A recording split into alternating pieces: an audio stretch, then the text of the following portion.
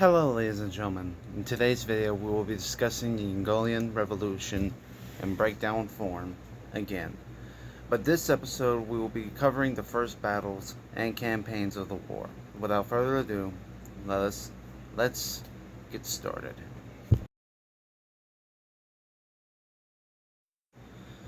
After Tasmania was sentenced guilty for the charges that they were tried with, which were the massacre of the innocent civilians and unlawful and unjustifiable actions such as rigging court systems, stealing from the population and using it for their own benefit, and not returning any of the said benefits to the people. Emperor Hirohito was upset that none of the members of the council took their time to at least give him a chance to prove his nation was innocent, and how he has multiple countries, and now he has multiple countries targeting him and wanting to destroy the empire that he just rebuilt. Hirohito doesn't want to lose this empire again, so he decided that if war is what his enemies want, the war will be declared, and he would fight till he was either dead or his empire was to the point of crumbling to where he had to surrender again and lose everything. As of now, all armies, both friend and foe, are preparing themselves for war.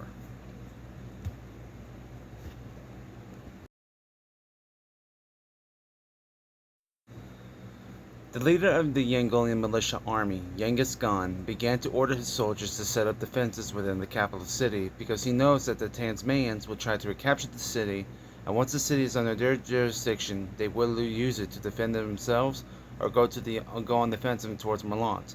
And he wants to buy time for the Merlantian and Basajan forces to arrive and help them further with his plan. The Basajans and Merlantians are prepared to go on the offensive, but they are also waiting for their other allied forces coming to help, which were the Greentopians, Australians, and Botswanans. And the time frame that they would arrive for them is within 14 days, and they don't have that much time to help the Yengolians, so they start to send out small units of soldiers to Yengolia to help Khan's men before Tasmania could reposition their units of soldiers to Yengolia to help reposition their defenses on the border. Khan's men before Tasmania could reposition their defenses on the border. Anyway, on the morning of Friday, April 12th, a Tasmanian division led by General Marishi started their assault on the capital city occupied by Yenghis's forces. Yenghis's men began to open fire on the Marishi's forces, which would be the first battle of this revolution. The battle between the Yengolians and Tasmanians lasted for an hour, and both sides suffered minimal casualties, but luckily Basajan soldiers and Merlantian tanks arrived to relieve Yenghis's forces on time. Marishi saw the allied forces arriving and decided to retreat his men because he lost a lot of casualties and the three vehicles that he was assigned which were a few tanks. And therefore he couldn't take on the Merlantian tanks, so he would retreat for now and wait for reinforcements to arrive to recapture the city the next day. His reinforcements arrived just on time, but General Marishi decided to change his plan from attacking early in the morning to prepare their assault the day after tomorrow, or the next day. Because he knew if he continued with his original plan, they would be defeated, so he ordered his men to take some time to prepare themselves for their second assault, and would brief them on his new plan. And the following day came, and Marishi has finished organizing his plan and briefed with his soldiers that they would attack their enemy at night because he knew that their enemies wouldn't think they have won, but they would be ambushed by their forces, and that would result with them having to retreat to Merlant. And as they hold defense in Merlant, Tasmania could reoccupy Yengolia and get rid of the Yengolian rebels.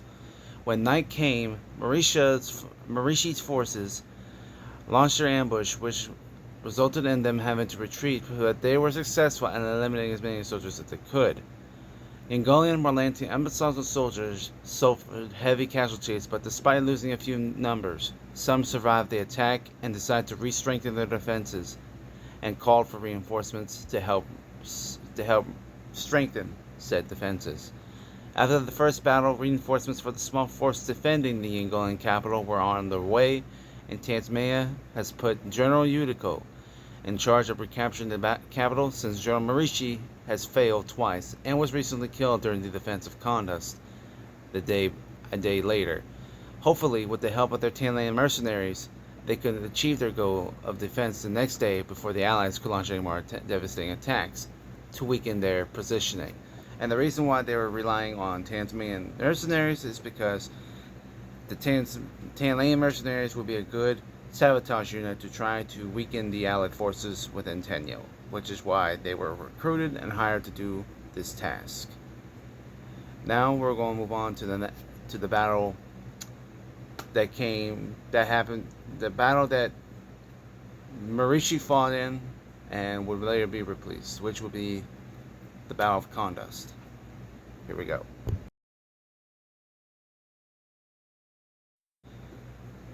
Sergeant Lex of the Tyrannians has sent his troops to launch an assault on the Kandastian beachhead later that same evening, which would take 3 days for them to arrive, and if the battle is won, they would call the Galvakians, a token ally, to aid them on their assault towards Yengolia. The Tyrannians have arrived near the coast of the Kandastian harbor on the morning of Tuesday, April 16th. The Kandastian soldiers saw their ships and immediately reported it to another Tasmanian general by the name of Aikio Tanaka. Tanaka ordered the Kandastians to call the Tasmanian Navy to sink the Tyrannian ships, and if any of the boats arrive on the shore, they must take out the soldiers and vehicles that land. The Tyrannians, seeing the Tasmanian ships, began to prepare their battle stations because of the threat and obstacle that lies ahead. The two forces would engage in naval and air combat, and the result with the Tyrannians winning because they sank 3 of their ships and shot down 4 planes and as for the Tasmanians, they sunk 2 Tyrannian ships and 3 planes before the Navy was destroyed. And it resulted with the Tyrannians winning. So now they would have to focus on the assault.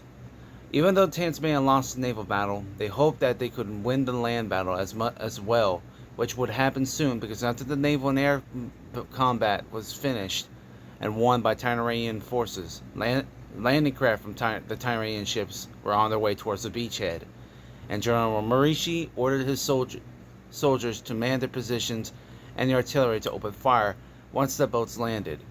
The boats have landed, and the battle for the beachhead has begun. Tyrannian tanks charged at the line, but were stopped in their tracks because of the tank barriers and mines that were blocking their path, along with artillery fire hitting them one by one. But they returned fire, destroying obstacles for the infantry to pass until they were all destroyed, and the infantry would take the opportunity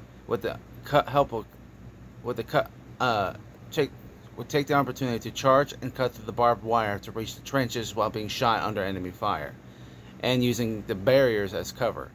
While the battle was still going on, General Marishi was killed during the fight, and with the death of Marishi, 17 Tasmanian and 3 Kandastian soldiers who were left to defend surrendered and were captured by General Gregory Lenin as prisoners of war.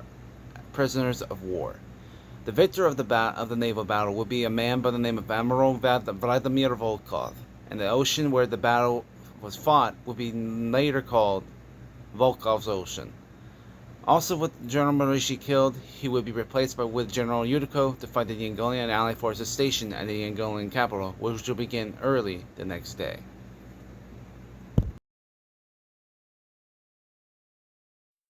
Okay, so we have talked about the 2 battles, but we're going to go ahead and discuss what were the goals for the 2 battles. So, for the Battle of Yulatembar, the rebels, led by Genghis Khan, the national leader, wanted to try to revolt against Tasmania and buy the Allies time for them to come help them with their revolution and their liberation. The Tasmanian forces were tasked with trying to put down the rebellion and prevent the Allied forces from counterattacking and destroying their empire. Same as for the Battle of Kandahar, but the Tyrannians were involved on the Allied side because Tyrannia and Tasmania had been opposing each other since the beginning. But Tyrannia wanted to put an end to Tasmania because they figured they would get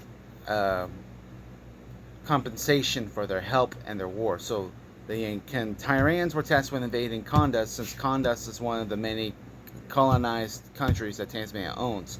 And they figured if they can do a flanking attack where the Basajans and Marlantians can attack from the Yengolia, then Tyran can invade Kondust, weakening Tasmania's northern and eastern defenses. That way they can do a flanking maneuver. But also the Tasmanians, seeing this, are trying to repel the enemy advances, which ended up becoming a failure because even though they were prepared and despite having the materials and weapons needed, events happened and things happened like the death of General Marishi. Marishi was tasked with trying to put an end to the rebels in Yengolia, but he failed twice, and therefore he was stationed into Kondust to help defend the Kondust. But while he was helping defend the Kondust and leading most of the soldiers in Kondust to fight against the Tyrian invaders, he was killed in battle. So with the death of Marishi, the rest of his remaining units and the Kondustian soldiers that were also under his command had no choice but to surrender. And they figured as long as they could weaken Tasmania, there would be a chance, an open opportunity to win the war. But Tasmania, under Emperor Hirohito, wants to keep the empire that he built. Like he said, he wants to fight for it. He wants to keep it because he lost the empire many times before, and he wants to keep his economical and natural resource bank to himself and not lose it to the Allies. So that's what's happening with this early beginnings of the war. But in the next episode, we'll cover more battles of this war. So without further ado, don't forget to like, comment, subscribe, and I'll see you guys in the next episode of the Yengolian Revolution Breakdown. Peace.